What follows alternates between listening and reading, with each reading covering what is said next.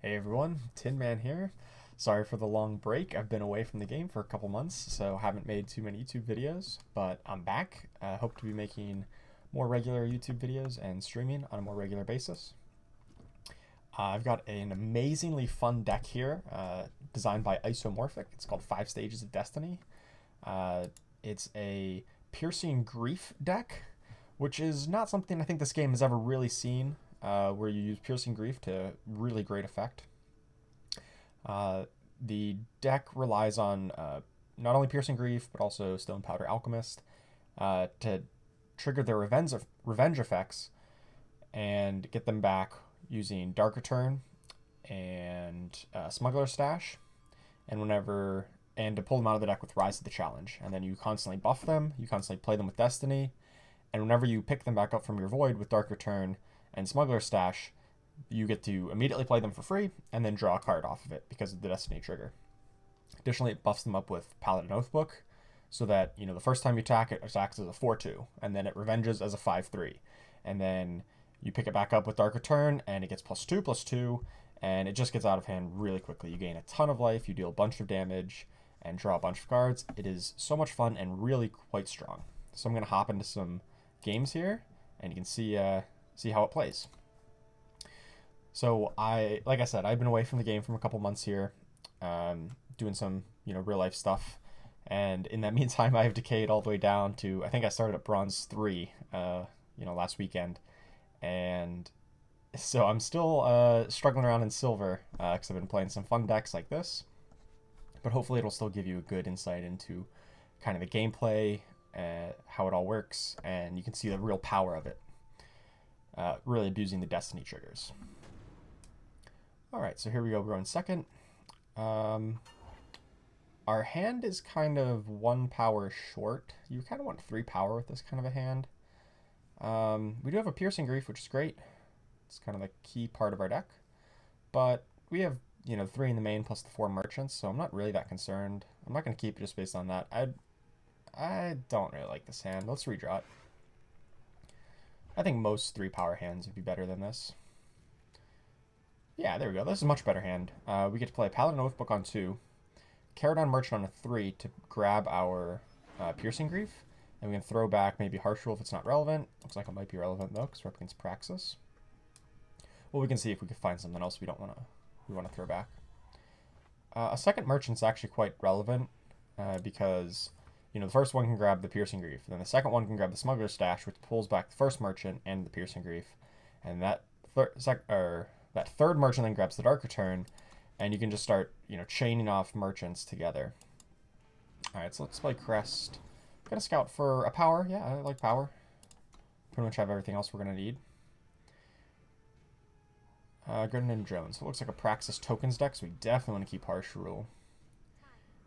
We might not have enough time to play this Rise to the Challenge, so that might be what we throw back, depending on what we draw next turn. This deck has pretty easy influence requirements. The only double requirement is Harsh Rule. So it really doesn't matter what we grab here, since we already have all our proper influence. This matchup can be a little rough. Praxis Tokens is, very good at pressuring you into a board wipe and then punishing you right after with another big follow-up play. But hopefully we can gain some life and not worry about it too much. Alright. Yeah, I think for lack of something better, we're just going to throw back this Rise to the Challenge. It's quite slow in the face of what we're staring down here. Let's pick up the Piercing Grief. Next turn is probably just going to be Piercing Grief. We're probably going to trade off the Caradon Merchant. And we're just going to try to stall until we can Harsh Rule on turn 5. We really do want to just Harsh Rule on 5. We can't afford to let him get a big rally or something off. Gladly trade here. You want to trade for the Grenadin token, not the actual Grenadin. In this kind of deck, it really doesn't matter, but if they are playing their own recursion type effects, you want them to try to recur a drone and not a real one. So the fact that we haven't found any more action, I don't really think changes our play. 3, 4, 5, 6, 7, 8, 9, plus 10 for morality. It's only 18. So we're not going to get killed here even with a rally. A rally plus torch won't do it either because we're going to gain 3 here. So yeah, I think this is a fine play. Oh, and we get the Paladin Oathbook trigger. I forgot about that. So we gain 4 actually. And then, you know, next turn we're just going to Harsh Rule and see if we can stabilize.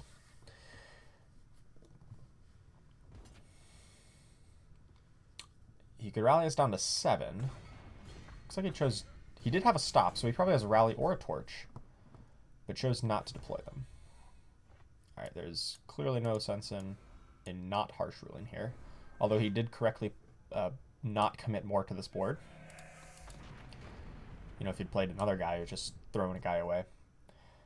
And then next turn we can Quarry to hopefully find our Piercing Grief and draw a card. We'll probably want to use this merchant to find a Smuggler's Stash. Yeah, okay, so we just found it naturally. That's good. We're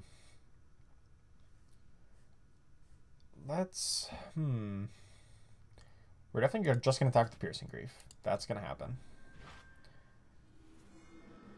Gain 5. Oh, he's stuck on power, too. That's kind of nice. Means we're not really under threat of a... Heart of the Vault anytime soon. But it does mean his hand has 5 real cards in it. This deck really only ever needs 6 power. It doesn't really need a 7th. So I'm probably going to throw a power back with the Merchant. But let's Crest first to see what we're coming up with. Oathbook definitely does not really get that much better in multiples. I'm going to put that on bottom. That's not really where we want to be. And if it was, I should have done it first, actually. We're really looking for like another Smuggler's Stash or something like that. Oh man, Smuggler's Stash versus End of Story. Well, I think I'm going to take End of Story. We're going to need another Harsh Rule type effect in case the board gets out of control. And we can grab a Smuggler's Stash for this Caradon Merchant.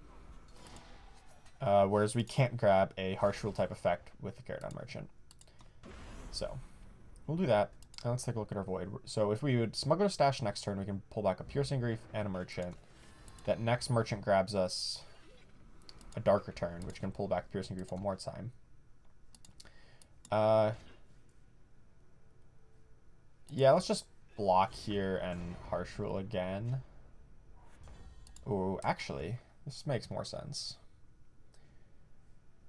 If I just Stonepowder Alchemist, then I go up to 22. He can attack with everybody I block. He rallies. I take 15. I go down to 7. Then I get the Revenge going. And I potentially bait one more turn on End of the Story. Yeah, I'm okay with that. If he was at 5 power, I probably wouldn't do this because he could then double rally me. But this will be a pretty good blocker here. Actually, I gain 2 more, so I go to 9 because I gain up to 24. Yep. I guess it doesn't block this guy. Same kind of recursion idea. I mean, this deck doesn't have recursion, but you generally want to block the guys who have no text rather than the guys who do have text. And we successfully baited him into another thing to get hit with End of Story.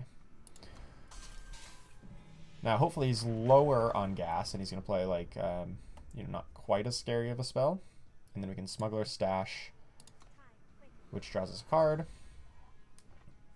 I'm going to hold on to this Crest, because I might want to throw it back with the Caradon Merchant. Yeah, this is not a very threatening card. So, the fact that he's only playing this makes me think he has, like, Heart of the Vault in hand. So, but that's okay. We can beat a Heart of the Vault. We're far enough ahead here that we can beat a Heart of the Vault. And he's a Torch, because he has a pause here. Or maybe that is the rally that we were thinking about. But he probably should have cashed in that rally earlier. Alright, so let's play Piercing Grief and a Merchant. And then no weapons. We have no weapons in this deck. Oh. Okay. So when this comes in, we draw this back, it immediately Destinies onto the board. I wish I could torch this right away. Unfortunately, I cannot.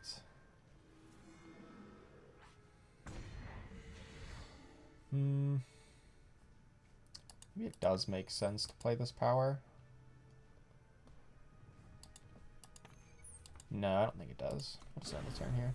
We're going to throw that back with the Merchant and grab, like, Combust if he plays the Heart of the Vault here. Yeah. It's possibly as a second Heart of the Vault.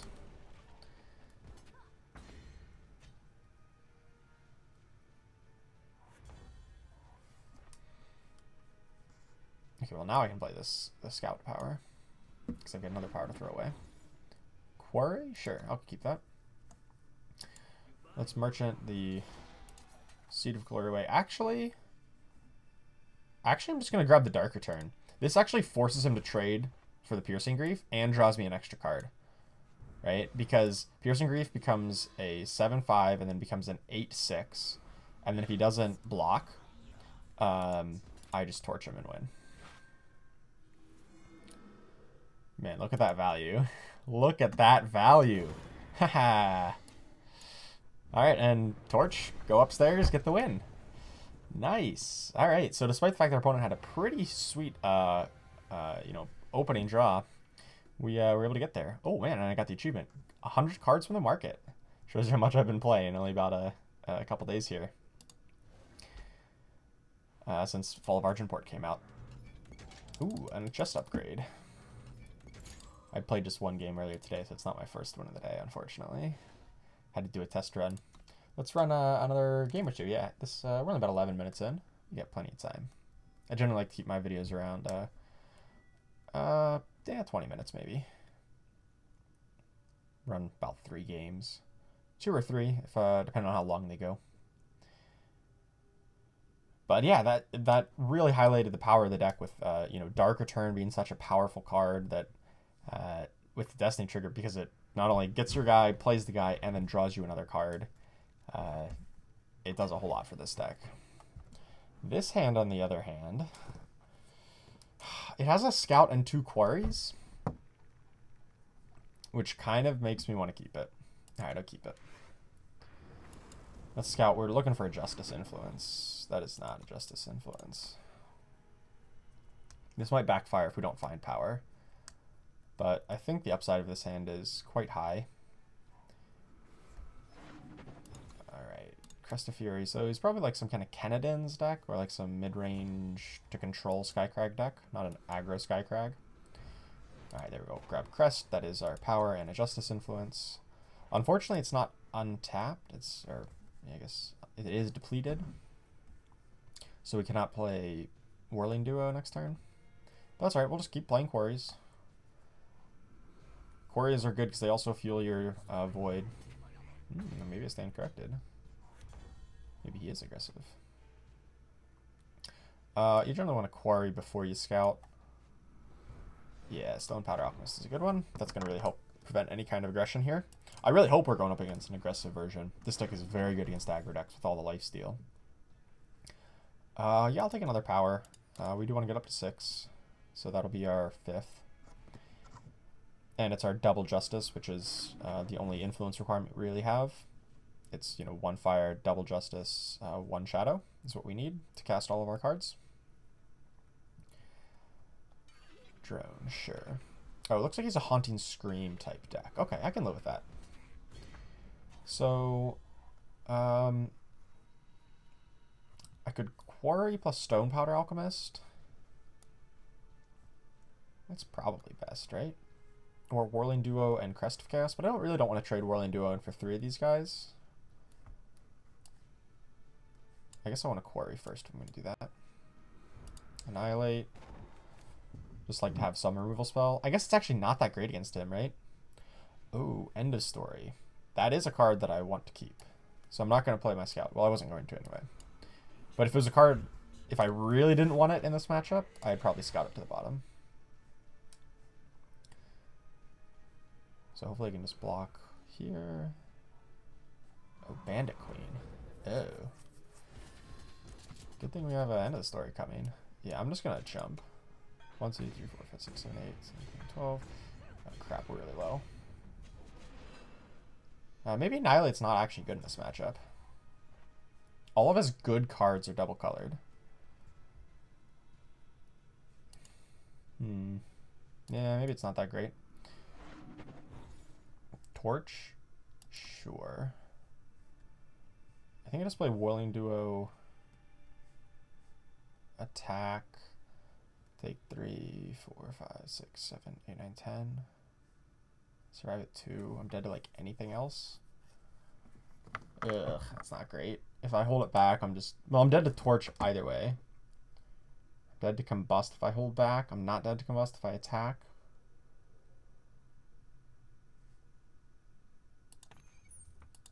Actually...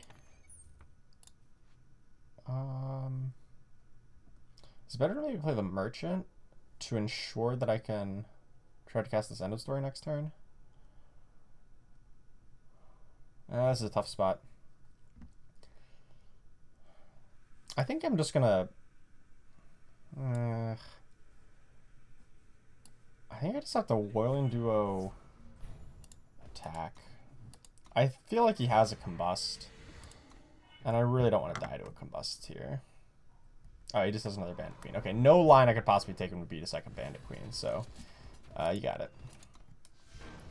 So I think I might have misplayed this slightly. You know, maybe taking the Annihilate over Justice Sigil was not correct, because then I would know that I could cast End of Story the turn after.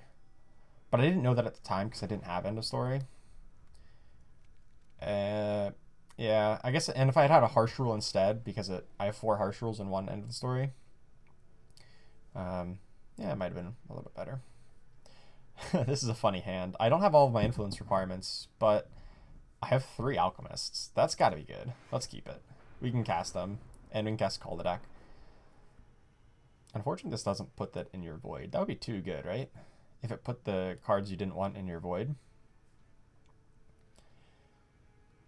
Because then I could, you know, pull him back with Smuggler Stash and all that. Alessi. Okay, this is not a good hand to beat an Alessi deck. Especially not one that has it on turn 1. Although, to be fair, this deck... I don't know how good this deck is against Alessi, as a general matter. I haven't played too much with it against Alessi. But we don't have a ton of removal. We just have to, like... I guess we have Combust. That's about it. That is not the influence we were looking for. I guess I need to play Alchemist. I really need to prevent Disciplinary Weights, because that will mess up our, like, our Destiny triggers and all that stuff. Or, like, when it Destinies, it draws another card, which counts as an extra card drawn. So it's kind of shitty. Oh, no! No! Alright, I'm going to get Disciplinary Weights. I've never played this deck with Disciplinary Weights on, so we'll see how bad it really is.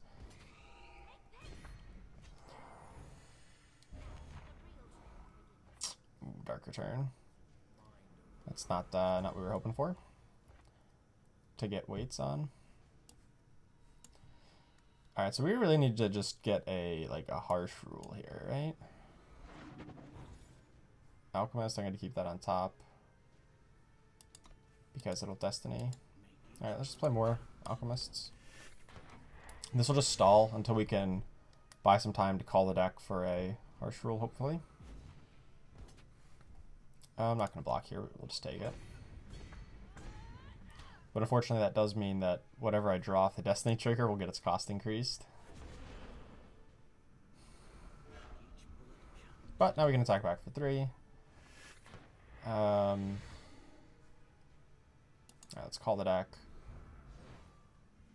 I wanted a Fire Influence, but these don't actually count. And he has all double color cards. I guess Teacher isn't double color, but I'd rather just take another Oathbook. Oh god, and it increases the cost of Oathbook? You're kidding me. Oh, jeez. Yeah, this could be problematic. This could be very problematic. I forgot that it increased the cost of Oathbook. Like I said, I've never played this deck with Disciplinary Weights on, so it's probably going to be a struggle.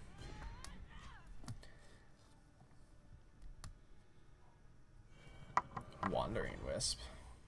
Interesting. How am I ever going to beat that? He has the influence, so it's going to get +3/+3. Yeesh.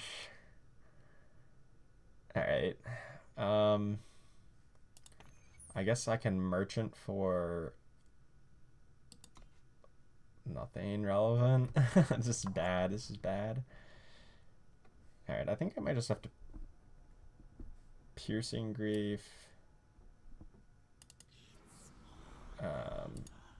Then Alchemist. And just like be ready to double block his stuff. Might get blown up by some spells, I guess. But we're gaining life. I mean, we're winning. Like, he's at 11. I'm at 19. Oh, it counts after you draw, even? Oh, geez. That's not how start of turn effects work in other games. I've never actually played with this particular card. That's so lucky. That's alright. We'll just we can just, like... That's the beauty of Stonepowder Alchemist, is that you can just, like, chump block for days. Just like, yeah, I just don't care. Just chump block, gain 2 life, it recurs, deals another 2. Alright, let's block this on this, and then double block the teacher. Take 11. But we'll gain a bunch. And now we can rise to the challenge for one of these Destiny units. Smack them for a bunch. Dark Return, and then we'll do a Dark Return after that. Yeah, yeah. Okay, so check this out. Check this out. We're going to grab the Piercing Grief here. It's going to get buffed. It's going to get played immediately. I'm going to draw Torch. Whatever. I'm going to attack for 7. Gain 7. And then next turn we're going to pull it back with Dark Return. And we're going to Torch his blocker. Like, we're going to take 16, but who cares? We've gained so much life that it just doesn't matter. Shit. Okay, that's not good. Oh, he doesn't even cast it. Okay, so sweet. So now I think we win if he has nothing. Let's Torch the Crown Watch Press Gang. Okay, so he just has like a stand together. So we Dark Return, pull back, Piercing Grief. Gets its cost increased to 8 or 6 rather. But who cares? Gets played right away. And we attack for 9. Got him! Nice. So yeah, that's the power of this deck. I didn't even harsh rule him, and I just outgained him and outraced him despite huge Alessis and huge other units. So I hope this gives you some good insight into how powerful this deck can be. I highly, highly recommend it right now. It's a ton of fun too. You gain a bunch of life, do some recursion, and all that fun stuff. So thanks for watching, guys. Look forward to more regular video content, and check out my stream. Link is in the description below. And it's good to be back. So thanks for watching. See you next time.